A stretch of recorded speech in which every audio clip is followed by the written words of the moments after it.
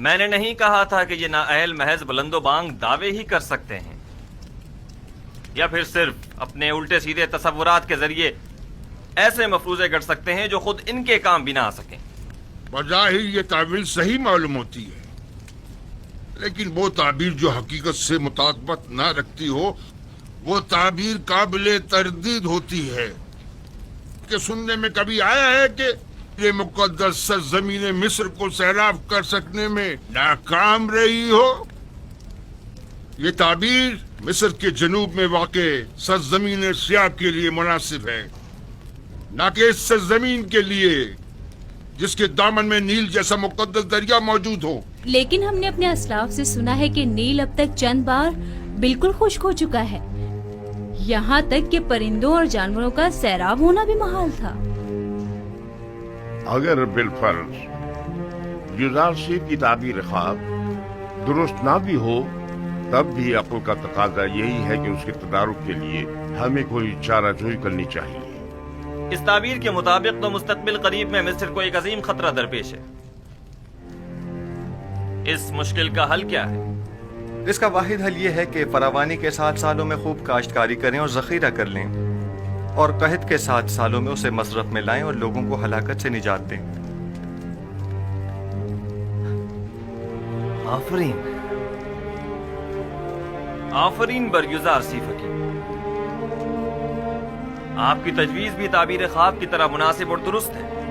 یعنی آپ مملکت کے 14 سال محض خواب کی نظر کر دینا چاہتے ہیں؟ کیا آپ کی نظر میں کوئی اور بہتر تجویز ہے؟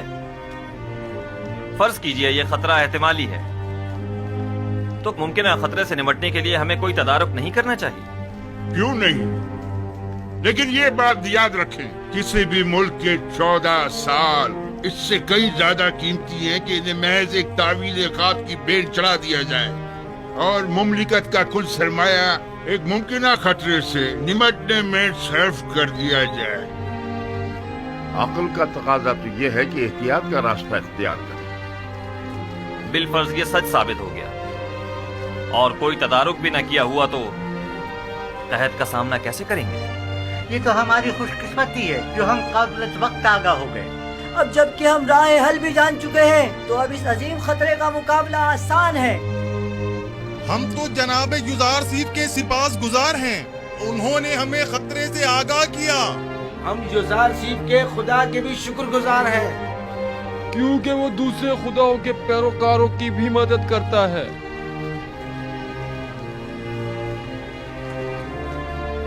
آپ سب یوزارشیف کی پاک دامنی اور بے گناہی کا واقعہ تو سن ہی چکے ہیں،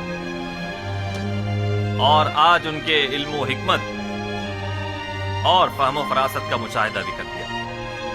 آپ نے یہ بھی ملاحظہ فرمایا کہ وہ علم تعویل خواب میں تمام مصری معبروں میں ممتاز ہیں۔ آج سے ہم انہیں اپنا امین قرار دیتے ہیں۔ آج سے یوزارشیف ہمارے نزدیک مخصوص مقام و منزلت اور وسیع اختیارات کے حامل ہوں گے۔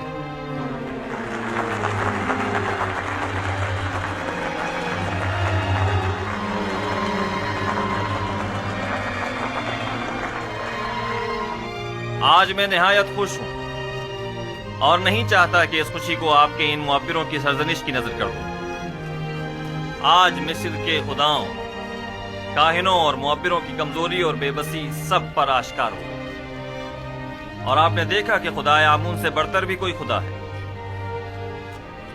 اس سے پہلے کہ میرے غیظ و غضب کی بجلی ان معبروں پر گرے، انہیں یہاں سے لے جاؤ۔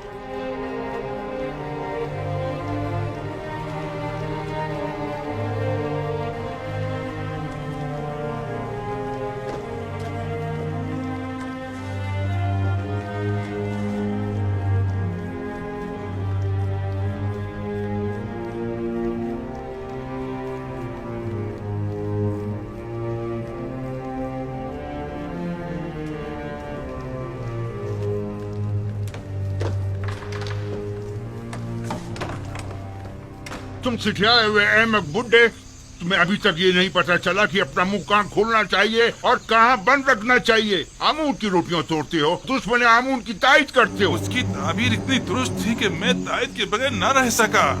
احمق، तुमसे किसने तायीद मांगी थी? दूसरों की तरह खामोश नहीं रह सकते थे। क्यों दुश्मन की हिमायत की?